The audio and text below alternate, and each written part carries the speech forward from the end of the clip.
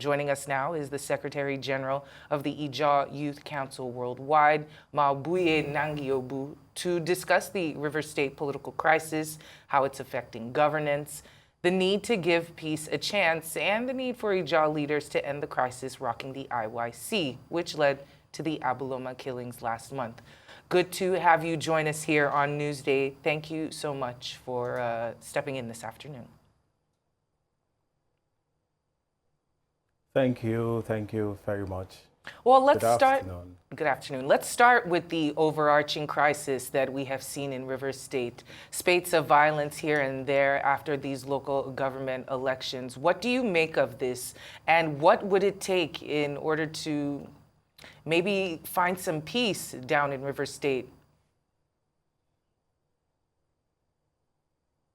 Okay, very simply, in my considered opinion, I think it's a case of one man being bigger than a sovereign state called Nigeria.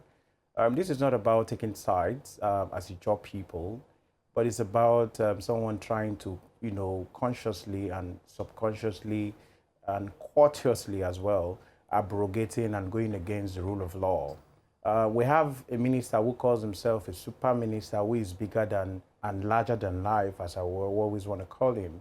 Someone who have had distinct during his time as governor of Rivers State, ran the state from his breast pocket.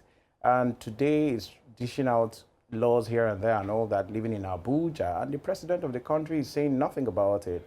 And rather, trying to collude, in my considered opinion, to cause crisis in Rivers State because he wants to hold on to what they call structure.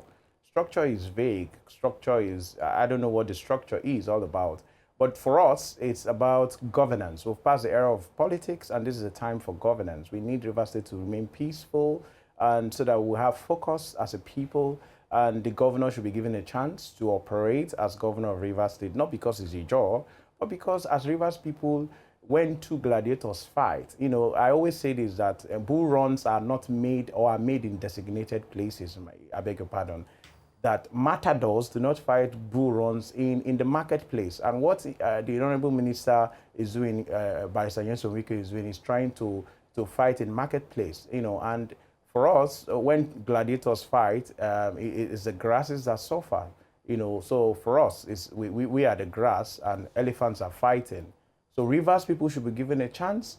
Somebody who is being, shipped or bequeathed or pushed to Abuja by political luck or shared luck or whatsoever it is, should remain in Abuja and face the business of Abuja and allow the man in Port Harcourt to do what Port Harcourt needs to, Port Harcourt needs attention and Rivers State needs attention. And today we have a new sheriff. It's just a matter of somebody not living up to, reality that, oh, I'm out of government house. And that's what I see. Well, thank you for sharing your perspective. Now, there are some that argue that youth organizations like IYC tend to sometimes exacerbate political tensions. I'm wondering how you respond to allegations like this, that IYC has contributed to the crisis with some of its actions. Okay, so if you permit me, I would say that people should not misconstrue and misinterpret, or, when they say they want to kill a dog, they call it a bad name. The Ijaw Youth Council is perfect, is superb, is intact. But when you have unfortunate leaders, unqualified leaders, very desperate leaders, as we have today in the Ijaw Youth Council today, where we have businessmen who do not understand the precepts and promises of the struggle called Ijaw Council or Ijaw struggle, so to speak. Now, as Ijaw people, my first allegiance is to Ijaw Nation. 3-4 months ago, few colleagues of mine and myself included, sought to. Izon, first of all, means truth, and we decided that our brother, the Honorable Minister for State Petroleum, is not doing well. It's not representing Ijaw people. It's not also answering the questions of Nigeria, what the petroleum sector, all of the, the agencies he supervises are not doing well. So we chose to be very critical on him, one of which is very simple, that, sometime last year, he mentioned that on or before the 25th of December last year, that Port Harcourt refinery will come on stream. And for us, we're very interested because that will create a whole lot of jobs for Ijaw people. But that didn't come up. He also said, oh no, before the 31st of March 2024, that the Warri refinery will come on stream. We're also interested in that because we understand that as Ijaw people, our people from that western flank of Ijaw nation will also be employed, especially Ijaw youth. And what rather happened, there's what they call TAM, the turnaround maintenance going on in Port Harcourt refinery. And we were told that about 130 slots of employment were supposed to be given to Ijaw youths as a result of that TAM going on. And we have a president who is only but interested in money. He called himself the former president of Ijaw Youth Council, Jonathan Lokpobri, whose cousin is the Honorable Minister of Petroleum, Henneken Lokpobri. They forced the MD CEO of Port Harcourt Refinery to making sure that instead of allowing Ijaw youths to be employed, that position should be given to one company, phony company, headed or owned by Jonathan Lokpobri, called Oilfield Whatever Services.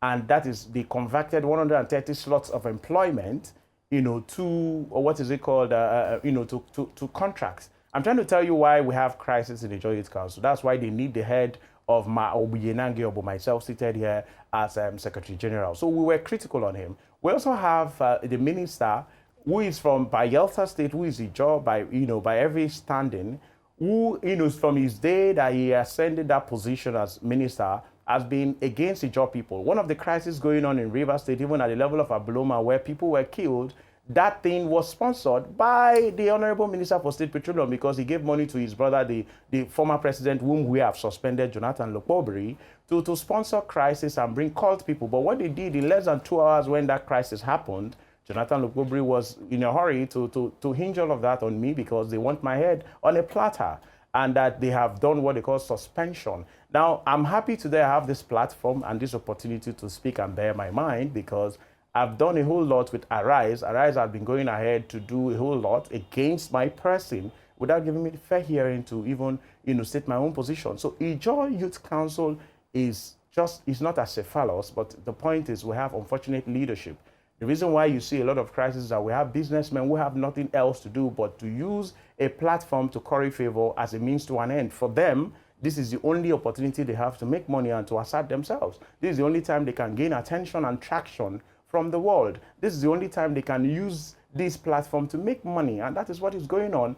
Jonathan Lokpobri is making business everywhere, going from one point to the other, operating a funny account in the name of Ijaw Youth Council with Globus Bank. The Globus Bank MD can also tell us that if I'm lying. He runs a single account against Article 7, Sections 1 to 7 to 11 of Ijaw Youth Council, where the Secretary General, the Treasurer, and the President should be signatories to that account. But Jonathan operates that account all by himself. Today, he has been able to, through his brother, the Honorable Minister for State Petroleum, sponsor a whole lot of people, even within the ESCO of Ijaw Youth Council, to now say, oh, now this is that, and they are suspending the Secretary. I'm not a staff of Jonathan Lokpobri. We contested elections, and there are steps. Only a national convention can suspend any erring leader, and the Secretary General reserves the right by the Constitution of the Ijaw Youth Council to call for that national convention to hold. But the truth is, unfortunately, Jonathan, because he was sponsoring a candidate that is loyal to the former governor of Rivers State and now the Honorable Minister for State, FCT rather, and whom the Honorable Minister of FCT is using, and Ijaw man, the Honorable Minister for State Oil, Petroleum, Henneken Lokpobri, using his brother, the former president that we have suspended, to cause chaos in Aboloma.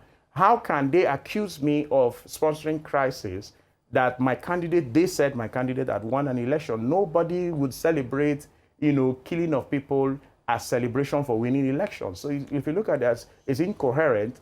He has made over 16 to 18 videos. Each of it, Jonathan Lokpobri, the former president of the Ijaw Youth Council, has been given different accounts. So he's a man who is drowning, in all fairness to him, and they are the ones causing crisis. And that's the reason why my colleagues and I called for the sack of the Honorable Minister for State Petroleum, because he's using whatever proceeds he gets from the Minister of Petroleum Resources to cause chaos in the Niger Delta, especially in Rivers State, that has killed a whole lot of people at the level of Aboloma. Well, this is surely unfortunate to hear. Nobody wins when the family feuds, so to speak. And within the Ijaw Youth Council, it seems that there's a lot of a struggle outside of what is going on within. There's so much struggle outside that you all don't need to be tearing yourselves up on the inside. So this is quite unfortunate to hear. Moving forward, I know that you spoke about the suspension or the allegations that have been leveled against the IYC president. What is the future of the Ijaw Youth Council? How are you all handling this issue? Is it something that can be solved, or will there be a breakaway faction? What's the future of the council? Okay, so very simply, the future is very simple. We have a former governor of Rivers State who is now interested in what we call Asawana Ijaw Youth Council. At the level of October 30th, 2023, where the so-called suspension of Governor Sim Fubara was halted particularly by Rivers youth. But the Ijaw Youth Council became very prominent because we were chanting Asawana and we resisted all of that, even when the governor was tear gassed and almost killed. Today, the Honorable Minister for State, FCT Minister, is now interested in having a chunk or a share of the Ijaw Youth Council to balkanize, to bastardize, to be a part of what is going on. So he found a veritable tool in the Honorable Minister for State Petroleum, Honeken Lukubri, who has actually acclaimed, agreed that Nyesom Wike made him minister, not even Bola Ahmed Tinubu, not even because he was given ministerial position because he's from Bayelsa. So today, there's the law, there's this marching order from the FCT minister that Ijaw Youth Council must be balkanized, must be divided. And Heneken Lukubri, whose cousin used to be our former president, Jonathan Lukubri, chose to, allow himself to be used for that dastardly act and all of that. Now, what's the way forward? We are listening people. We are Ijaw people, and we listen to our leaders. And when this whole crisis, skyrocketed, Lukubri and his cohorts, were being sponsored to come up with what I call the campaign of calumny against my person in particular, and the three of my other colleagues, the National Women Leader, the Legal Advisor, and the National Deputy Mobilization Officer. What happened was we chose to listen, and we chose to the path of righteousness. Righteousness in this case here, we felt to listen to our leaders. Our leaders have said they are wading into the matter, but whilst we're still waiting, Jonathan is going about coming up with a whole lot of media hikes here and there. He's got one of your staff that is, he said he's a reporter, but he's a media aide to him, who always does video matchup for him. All right, Mr. Video Obu. collage for him. I wouldn't want to mention his name because of his job. That's fine. This is what it is. So there's a way out. The way out, is that, let me conclude. The way out please. is that let's wait for our leaders to come up with their resolution. Depending, not minding the hoopla Jonathan is trying to whip up here and there because it's drowning already.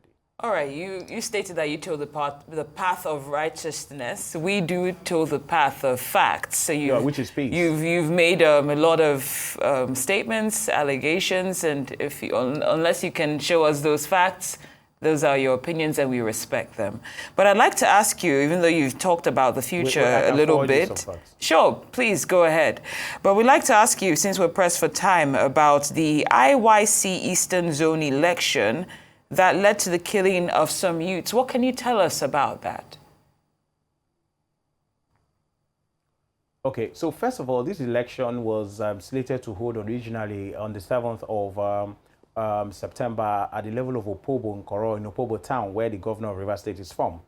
Now that day, because like I said, this is the build-up of what I've just said, because we're pressed for time, the lack of space and time, I had to just be in a hurry to say all I have to say in less than 1 minute or two. Now, the former president, Jonathan Lukubri, has been given marching order by the FCT minister through his brother or his cousin, the Honorable Minister for State Petroleum Oil, Heneken Lukubri, that they should come and, deliver a candidate. And now, let me also say this. The position of chairmanship of the Eastern Zone was micro-zoned to a clan called the Kalabari Sekpangi. And the Kalabari Sekpangi is called the Kalabari clan. The leader and the supreme leader until he dies of that clan, whether anybody likes it or not, is Alhaji Mujahid Dokbo Asari. And that is the leader of that clan. Until that man dies, no other person can take over leadership except if he quits that position. That's naturally what God has given to him. Now, Kalabari people sat for 3 weeks. I am part of it. And we chose a candidate because the chairmanship was microzoned to us. And we chose a candidate that will fly the flag. Jonathan is from Ekeremon in Bayelsa State. Jonathan is not even from Rivers State, let alone from Kalabari. Jonathan is from Bayelsa. Yes, he was former president of Ijaw Youth Council. The best he could do is just to observe. But Jonathan came in to make sure that he actualizes the monies he has collected from the FCT minister through his brother, the Honorable Minister for State Oil, Petroleum Oil, rather, Eniken Lokpobri.